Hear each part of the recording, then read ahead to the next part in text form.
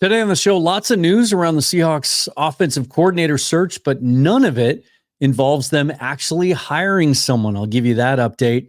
Where does it stand now? Who's still involved? Who's in? Who's out? Why have they waited so long? And did they make a mistake by waiting this long? I'll give you my thoughts on that, as well as some mystery candidates and maybe a reason they're waiting and some names that we haven't heard yet. That's coming up next on Seahawks Forever. Welcome to the Seahawks Forever podcast. In-depth analysis on everything Seahawks. And now, here's your host, Dan Viens. Hey guys, welcome to the show. Thank you so much for the support. Lots of growth on the channel lately. If you want to get in on that, hit the like button on YouTube, subscribe to the channel. And if you prefer audio episodes, you can listen on any platform. It's ad-free on Spotify, though, with a subscription of less than $1 a month. 3 new subscribers last week. Hello to you guys. Welcome to the show. And if you just want to buy me a coffee or a beer, you can do so at buymeacoffee.com. I'll put all those links in the description. And you can always follow me on Twitter at Seahawks Forever as well. Let's get into this. There is news today. I was worried that as I was unpacking boxes, moving stuff around, I'd miss out on the big news. Still haven't, although it's conceivable that it could happen in the next half hour while I record this. But we did get some clarity potentially on 2 candidates that were heavily attached to the Seahawks offensive coordinator position now a week into Mike Macdonald's tenure as head coach. First of all, Mike Kafka was promoted to assistant head coach. They added that to his title in New York with the Giants. That makes it so that teams cannot hire him to be just their offensive coordinator. Seahawks had requested an interview for that, even though they had already interviewed him twice in the head coaching search. And the Giants blocked it. You wonder if today's news might indicate that the Seahawks tried to fight back a little bit, because there's some question there as to whether Kafka had sole play calling duties, which is one of the loopholes you can get around when trying to hire a guy to be your offensive coordinator. But Mike Kafka is out. He has been promoted. That's been announced. He has that title now in New York. He cannot be interviewed for a coordinator job. Ryan Grubb would appear to be mostly out. The leader in the clubhouse, as it was said a week ago, where most of the smoke around this OC search is headed towards Ryan Grubb. And for a lot of intriguing reasons. One of which is that we were hearing nothing from him or the University of Alabama or Kalen DeBoer. Nobody. That Grubb hadn't changed anything on his social media, hadn't indicated in any way that he was at Alabama. Reportedly hadn't even signed a contract there yet. And even people from the Alabama side, some podcasters and people that are close to the program were saying that he had had multiple interviews with the Seahawks. And yet today on National Signing Day for college football, he stood there behind the podium in Tuscaloosa, introduced himself, and said, "I am your offensive coordinator." Could he still take the job in Seattle? Sure. We've seen other egregious acts by coaches promising one city, one thing, one day, and then sneaking off in the middle of the night to fly to his new city. And yes, I'm looking at you, Dennis Erickson. But that would seem unlikely now, especially with everything going on in Alabama and how nervous some people are there about the change and how many players they've lost in the transfer portal, and some real questions around that program. You'd think that they would want to clarify a lot of that and button a lot of that up. So as of today, I'm assuming Ryan Grubb is out as a candidate for offensive coordinator. And then there were the reports last night that Chip Kelly was interviewing with Seattle. And this one, you talk about polarizing. I mean, this was one that had Twitter on fire last night. You know, Kelly's reputation is very hit and miss among the fan base. He, in his first head coaching stint when he came to the NFL, took over the Eagles, was accused of being running things in a dictator type manner. The players didn't really love playing for him. And then his 1 year stint in San Francisco was a disaster, although you can look at the rosters there, and that was a tough one to succeed in. I think, perception doesn't always match reality. And in fact, there have been a couple of reports in the last couple of days that the NFL and the decision makers in the NFL think much more highly of Chip Kelly than fans do. Chip Kelly has been known for a long time as one of the sharpest, brightest offensive minds out there, an innovator. But I think that's part of the problem, that fans remember the no huddle in Philadelphia, which the players came to hate because they felt like it put them at risk of injury and it wore them out late in games. That fans remember the read option stuff, that which at the time was kind of gimmicky, but it worked. And the league has figured that out now, and that's not a big part anymore of NFL offenses. But from everything that I read, and Corbin Smith, friend of the show, all Seahawks, Locked On Seahawks, has been at the forefront the last couple of weeks when Kelly's name first started to surface, not in Seattle necessarily, but around the league, as someone that might make some sense. And he looked a little deeper into it, that Kelly has evolved in how he schemes an offense and how he calls a game now. And certainly he favors running the football, which would seem to be a match for Mike Macdonald and what he wants to do. So Kelly's still out there. We still haven't heard. It's kind of been crickets around Tanner Engstrand, the passing game coordinator in Detroit. And here's my thoughts on Kelly and Engstrand. If either of those guys blew the Seahawks away, then why wouldn't they hire him? They got to get this done. Why wouldn't they just hire them? Couple of potential reasons. First of all, the Seahawks do have to comply with the Rooney rule when it comes to coordinators. Now, it's not quite as restrictive as it is for head coaches. You don't have to interview candidates in person, but you do have to interview 2 minority candidates for coordinator positions.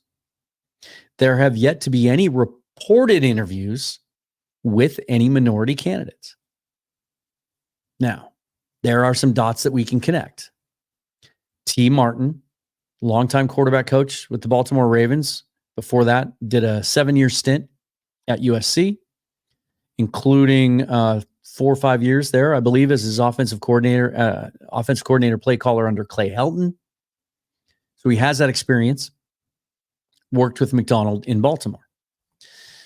Is Eric Bieniemy in the mix, or at least being interviewed under those circumstances? Dan Quinn chose not to retain him.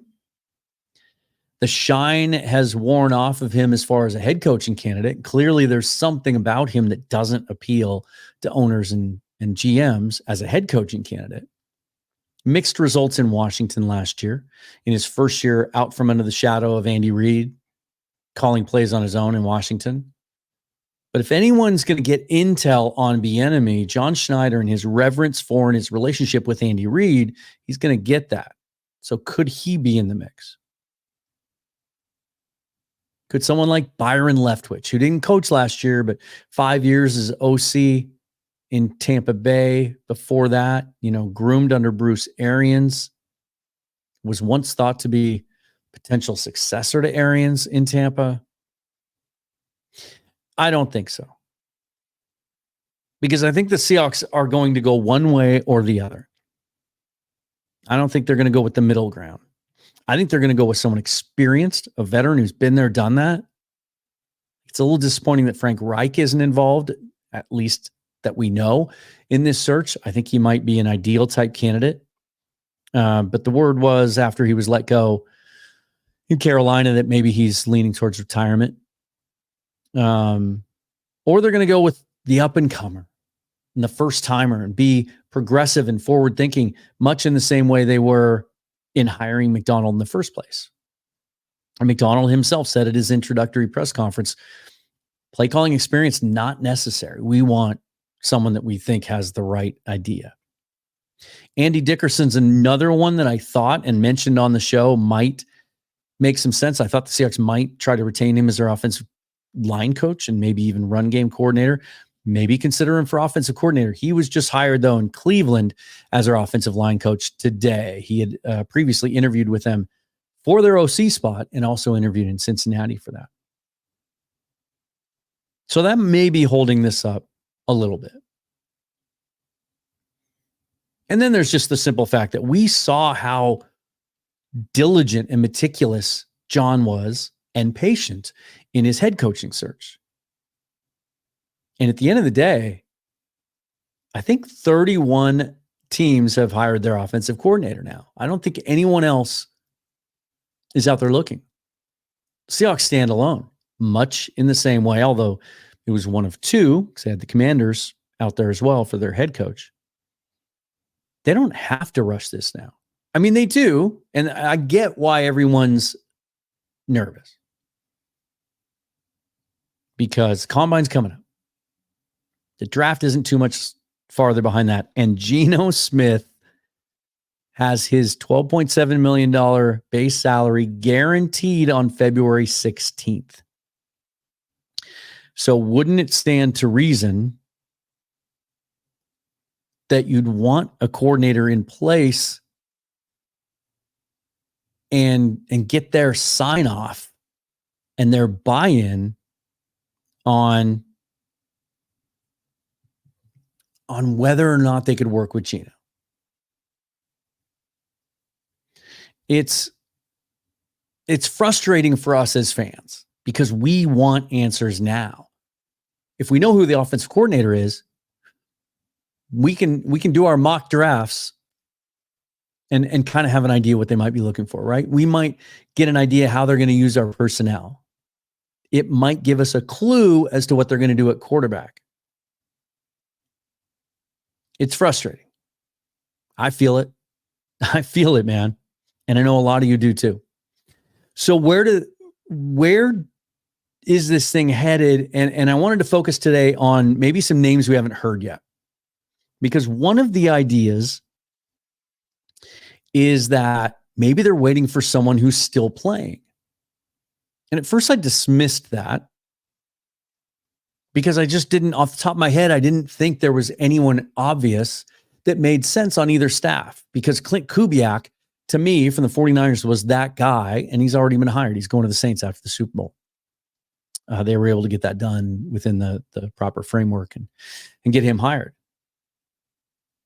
So I wanted to dig into the coaching staffs on those two teams. Maybe there's someone I'm missing. And I found a couple. Now let's start with the Chiefs, because this one's easy. It's kind of remarkable when you think about what McVay has done with the Rams and how every single year teams are poaching or trying to poach his staff, and how many guys he has layered.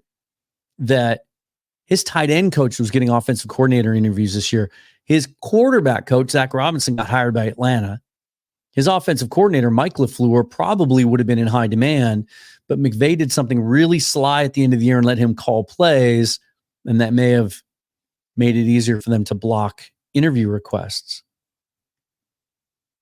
And yet you look at some of these coaching staffs, Baltimore being one of them, and they're, unfortunately, under Todd Monken, there just aren't a lot of obvious options, unless you consider T. Martin one of those. So when you look at the Chiefs, one stands out above the rest, and I had forgotten that he had gone back to Kansas City, and that's Matt Nagy. 7 years now total in Kansas City, interrupted by a 3-year stint as head coach of the Chicago Bears, but then he went back. And he has the offensive coordinator title.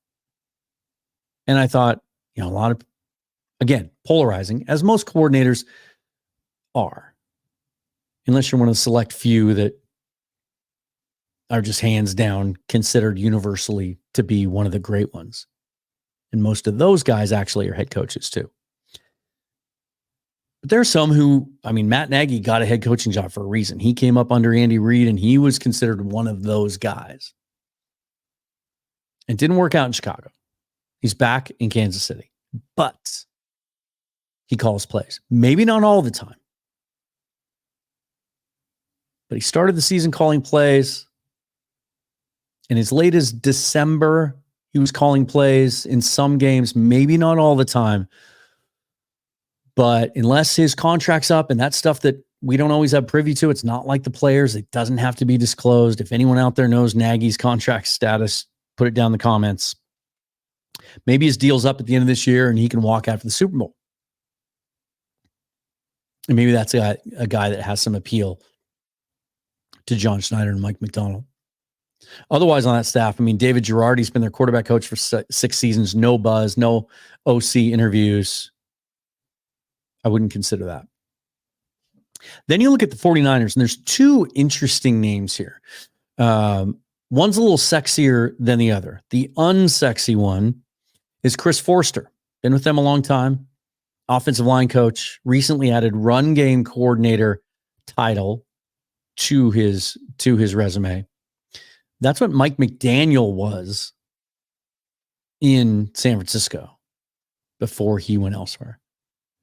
Mike LaFleur was passing game coordinator there, and Mike McDaniel was a run game coordinator. And that Shanahan scheme obviously is something that every team wants to tap into now. They certainly run the football well, right? Could he be a guy that they want to look at? You know, McDonald says they want to be explosive on offense, but they want to be physical and run the football too. Could he be a name? And then there's Brian Fleury, tight end coach. He's worked on both sides of the ball. It's interesting. He's been in San Francisco 5 years now. He spent a year as a defensive quality control assistant. Then he switched back over to the offensive side of the ball. Spent 1 year each as a quality control assistant on each side of the ball. And now he's the tight end coach there. He did get an offensive coordinator interview with the Patriots this offseason. And so that's a guy whose reputation is out there and might be worth looking at. Could Schneider, knowing that he doesn't have any competition now for these OC jobs, just be willing to wait because he wants to talk to one of these guys? And then there's a name. I put this out on Twitter today, and again, I use the word polarizing. Brian Schottenheimer. Dan Quinn elected to go with Cliff Kingsbury in Washington as his OC. Schottenheimer, OC in name and title in Dallas, but does not call plays. Mike McCarthy does.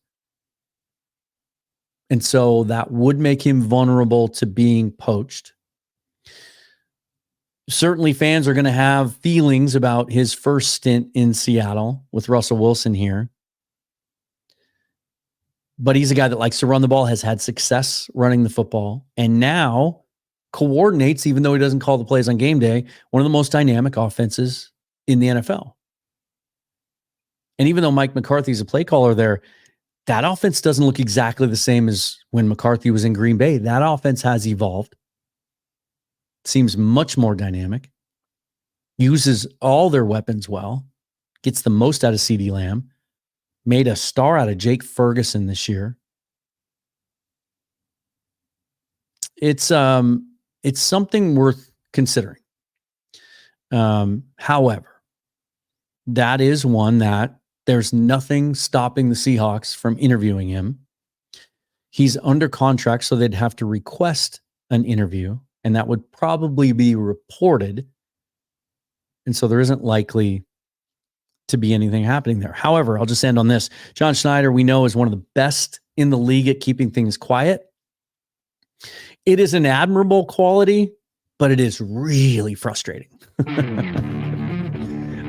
If we get a decision in the next couple of days, I'll hop on and react to that. Certainly. Follow me on Twitter, always at Seahawks Forever, so you know anything I'm doing. I always post links to the shows on there. And that's probably the second best way to stay abreast of the show other than just subscribing to the damn thing right here on YouTube or wherever you're listening to this. Thank you so much for the support, the views, the listens, and the growth of the channel over the last couple of months. I really appreciate it. I love doing this, and I love that some of you really enjoy it as well. And I really like the interaction. So give me your thoughts in the comments. How nervous are you? Scale of 1 to 10. Are you panicking? The fact they don't have an OC in place? Is there somebody I did not mention today that you think would or should be a candidate? Until then, forever and always, go Hawks. Thanks for watching.